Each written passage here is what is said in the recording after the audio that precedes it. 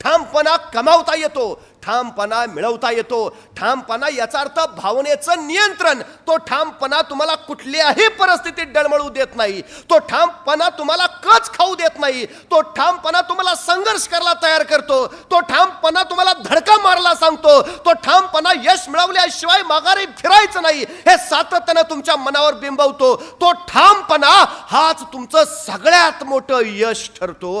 ही सगळ्यात तो ठामपणा सगळ्यात महत्वाची गोष्ट आहे. पण अलीकडच्या पिढीत याचीच वानवा सगळ्यात जास्त दिसते.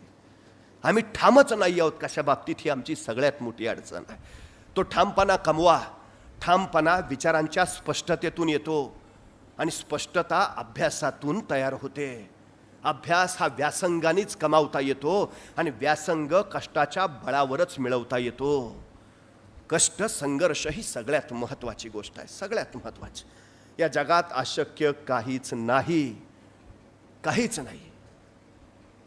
सगळ्यात महत्वाची गोष्ट आहे. आणि या जगात सगळं अस्तित्वात आहे, फक्त आपल्याला माहिती नाही. ज्या दिवशी माहिती होतं त्यावेळी त्या गोष्टीचा शोध लागला असं आम्ही म्हणतो. हा विक्रम कुणीच मोडू शकत नाही, पण तो बनवण्याआधी तो अशक्यच होता.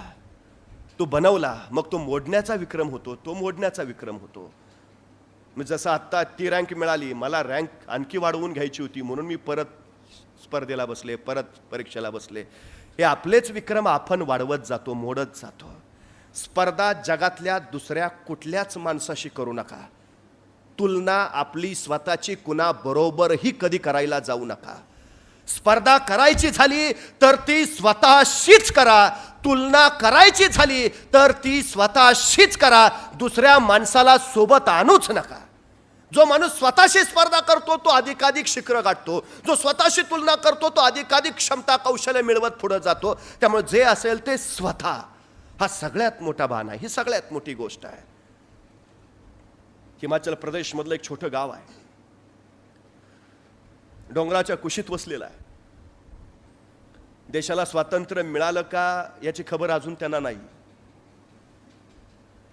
एखादा कुणी आजारी पडला तर प्रचंड मोठा डोंगर पार करून मग शेजारच्या तालुक्याच्या गावी जावं लागतं, त्यावेळी त्याच्यावर इलाज होतो.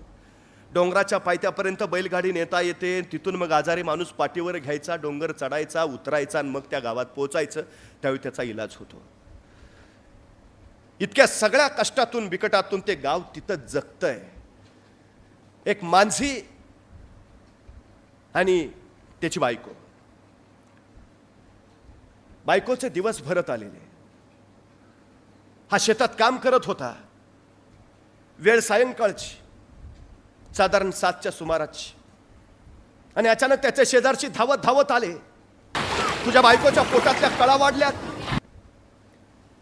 तिच्या काळजीनं धपापत्या उरानं तो सुसाट धावत सुटला. घरात त्याची बायको तळमळत पडली होती, कळवळत वेदनेने हळहळत होती. बायकोच्या जवळ गेला, डोक्यावरून हात फिरवला. थोडा धीर धर, थोडा, मी आत्ता बैलगाडी आणतो, आपण लगेच दवाखान्यात जाऊया. बघता बघता बैलगाडी आली. त्यानं स्वतःच्या बायकोला उचललं, त्या बैलगाडीत ठेवलं. थोडा धीर धर, थोडी कळकळ, वेदना असोस, आपण पोहोचतोच आहे. बायकोला धीर देत सातत्यानं त्याला सांगतो. बैलगाडी हाकू लागला. बघता बघता अंधार गडद गडद होत झाला. त्याच्या उरातला अंधार सुद्धा तसाच, पण तरी बायकोच्या वेदना त्याला गप्प बसू देत नव्हत्या. तो बैलगाडी जोरात हाकत होता, आणखी जोरात, पण तिला धक्के बसू नयेत म्हणून परत जीव गलबलत होता. पण वेगात गेलो नाही तर पोहोचणार नाही. वेगात गेलो तर बायकोला त्रास होईल. या सगळ्या उलाखाली तो कसा डोंगराच्या पायथ्याला पोहोचला. आता तो प्रचंड अजस्त्र डोंगर चढायचा होता, तो चढून उतरायचा होता. मग पुढं गाव, मग दवाखाना. बायको वेदनेनं अफाट तळमळत होती. बैलगाडी थांबवली. त्यानं बायकोला स्वतःच्या पाठीवर घेतलं, सांगितलं, काळजी करू नको, मी आहेच तुझ्यासोबत, अजिबात काळजी करू नको, तू फक्त थोडी कळ काढ, थोडा धीर काढ. बायकोला पाठीला बांधलं आणि तो महाकाय डोंगर चढायला त्यांनी सुरुवात केली. पावलं टाकत राहिला, डोंगर चढत राहिला. अर्ध्यापर्यंतला बायको तळमळते, तिच्या वेदना त्याला ऐकू येत आहेत. तिच्या वेदनेबरोबर तो तिला सावरतोय, आवरतोय. थोडा धीर धर. बघता बघता आणखी फुडाला. आता डोंगराचा माथा जवळ आला होता. बायको भयान तळमळायला लागलेली, वेदनेनं भयान ओरडत होती. तो त्याला सांगितलं, आलोच बघ, माथ्यावर आलो, आता फक्त उतरायचं, उतरायला वेळ नाही लागणार, आपण लगेच उतरू, काळजी करू नको, थोडा धीर धर. बघता बघता बायकोच्या आरोळ्या आणखी घुमल्या. त्याला ते बघवे ना, सोसवे ना, पाहावे ना, पण त्याही अवस्थेत तो सांगत होता का थोडा धीर धर ग, थोडा धीर धर. हे बघ, पोचलोच. आणि बघता बघता तो तिला घेऊन माथ्यावर पोचला. आणि अचानक त्याच्या लक्षात आलं, मगापासून कानावर पडणाऱ्या बायकोच्या आरोळ्या आता कानावर येत नाहीत. बायको कणल्याचाही आवाज नाही. काळी चर दिशे चरचरलं. एका अनामिक भीतीनं हररलं. त्याने पाठीवरनं बायकोला उतरवलं. अगं ए आलो आलो ना, आलो ना, आपण माथ्यावर आलोय ग, आता काही क्षणात खाली उतरू. अगं थोडा धीर धर ना, ए उठ. आणि त्याची भीती खरी ठरली. माथ्यावर पोचेपर्यंत त्याच्या बायकोनी जगाचा निरोप घेतला होता आणि अजून जगाचा चेहराही न बघितलेल्या तिच्या गर्भातल्या मुलानंही आर्तपणे टाहो फोडला. त्यांनी डसडसा रडायला लागला. अगं थोडा वेळ ग, थोडा वेळ. पण आता उपयोग नव्हता. त्या महाकाय डोंगराकडे बघत राहिला आणि कडाडला, तू मारलास माझ्या बायकोला, तू गिळलास माझा पोर, तू. पण आता काय?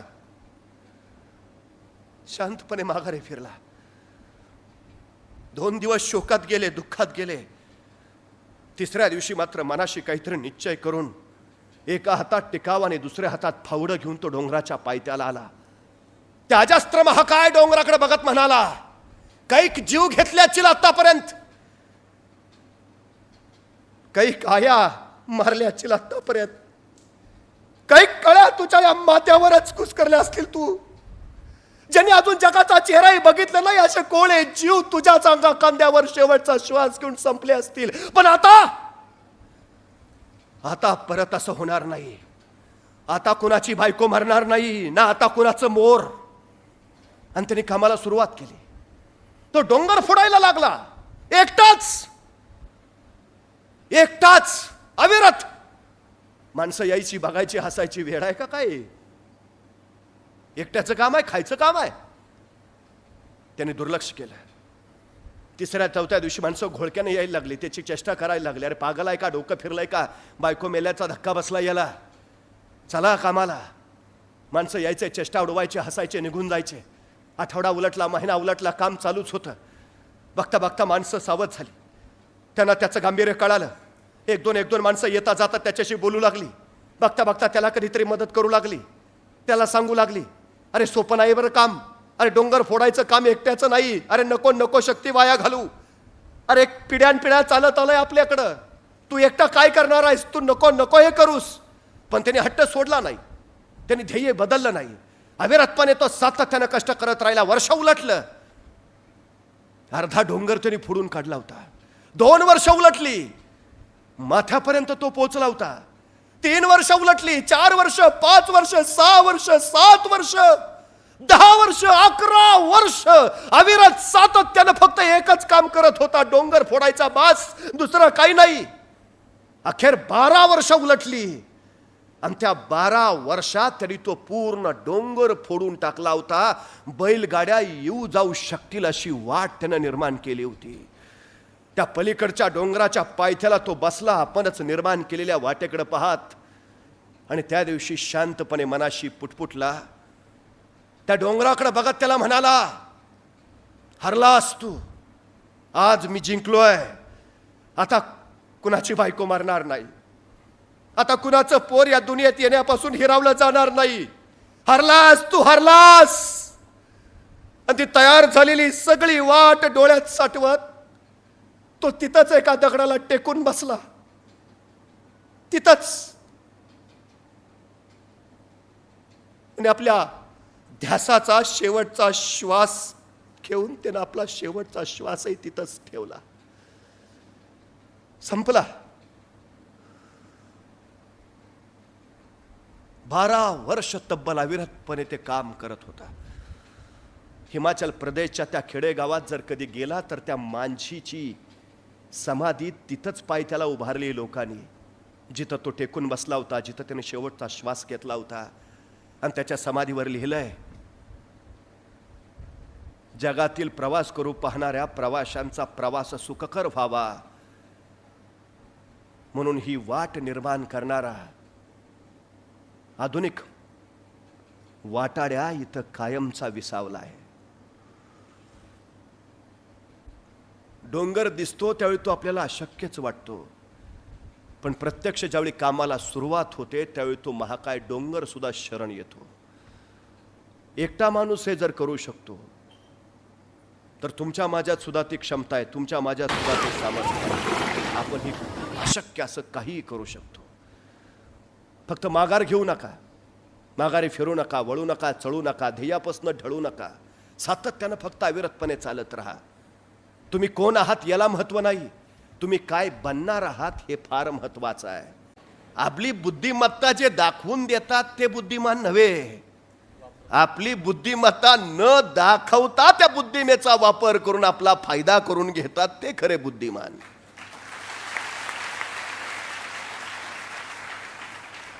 ज्ञानी माणूस फारसा बोलत नाही आणि अज्ञानी बोलण्याशिवाय दुसरं काहीच करत नाही. ज्याला अनुभव आहे तो फारसं व्यक्त होत नाही, ज्याला अनुभव नाही तो सारखाच बडबडल्याशिवाय शांत बसत नाही. ज्ञान ही सगळ्यात महत्वाची गोष्ट आहे. ती तुम्हाला अनुभव देते, ती तुम्हाला, आणि हा अनुभव तुमचा तुम्हाला घ्यायचा आहे. इतरांच्या अनुभवातून तुम्ही फारसं शिकू शकत नाही. म्हणजे देखल्याची गोडी खादल्याशी नाही असं तुकोबांनी सरळ सांगितलं. साखर बघून त्याचा अनुभव घेता येत नाही, ती चाखावीच लागते, खावीच लागते, त्यावेळी त्याची गोडी कळते. तुमच्या जीवनाचे अनुभव तुमचे तुम्हाला घ्यावे लागतील, मग ते यशाचे असतील अपयशाचे असतील. हे अनुभव जोपर्यंत तुम्हाला येत नाही तोपर्यंत तुम्हाला ज्ञान मिळत नाही. आणि अनुभवाशिवायचं ज्ञान हे काडी मात्र उपयोगाचं नाही. ही सगळ्यात महत्वाची गोष्ट आहे. पुस्तकी पांडित्य तुम्हाला फार काळ पुढे नेऊ नाही शकत, त्याला अनुभवाचंच ज्ञान हवं जे तुम्हाला सातत्यानं पुढे रेटत राहील. ही सगळ्यात महत्वाची गोष्ट आहे. त्यामुळे सगळ्यात महत्वाचा विषय, बुद्धिमान कोण?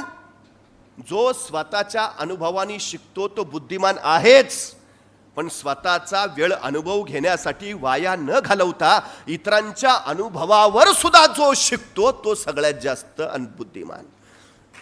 म्हणजे मी एक पुस्तक वाचतो त्यावेळी 70 वर्षाच्या वयोवृद्धानं जर ते पुस्तक लिहिलं असेल तर त्याची 70 वर्ष त्या पानावर उमटलेली असतात. ती 70 पानं मी वाचतो याचा अर्थ मी त्याच्या 70 वर्षाच्या आयुष्याचा अनुभव घेतो.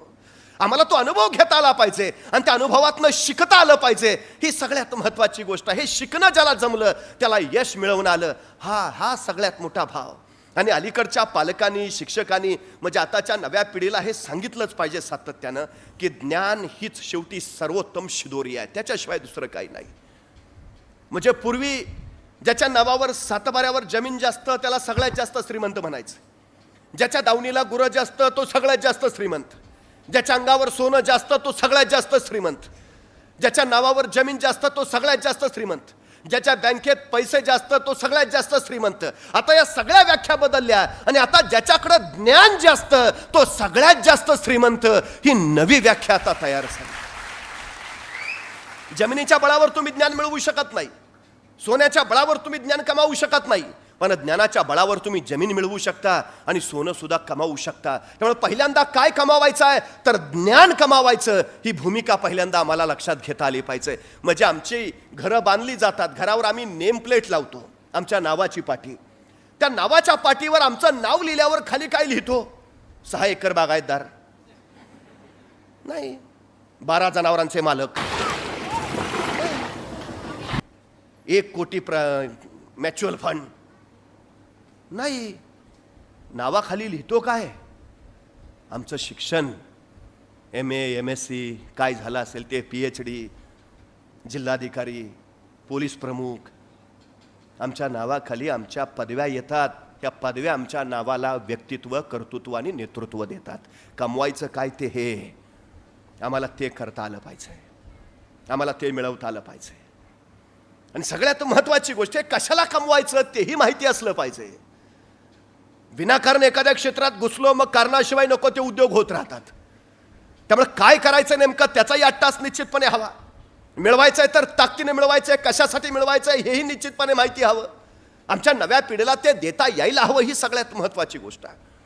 आमच्या पिढीनं ते ज्ञान पहिल्यांदा मिळवावं. काय करायचंय, कसं करायचंय, करून मिळवल्यावर काय करायचंय तेही माहिती असलं पाहिजे. तुमची तीव्रता जेवढी जास्त ना मिळवण्याची तेवढं तुम्हाला यश जवळ असतं. तुमची तीव्रता जेवढी कमी तेवढं यश तुमच्यापासून लांब लांब जात राहतं. हा सगळ्यात मोठा वस्तुपाठ आहे, सगळ्यात मोठा.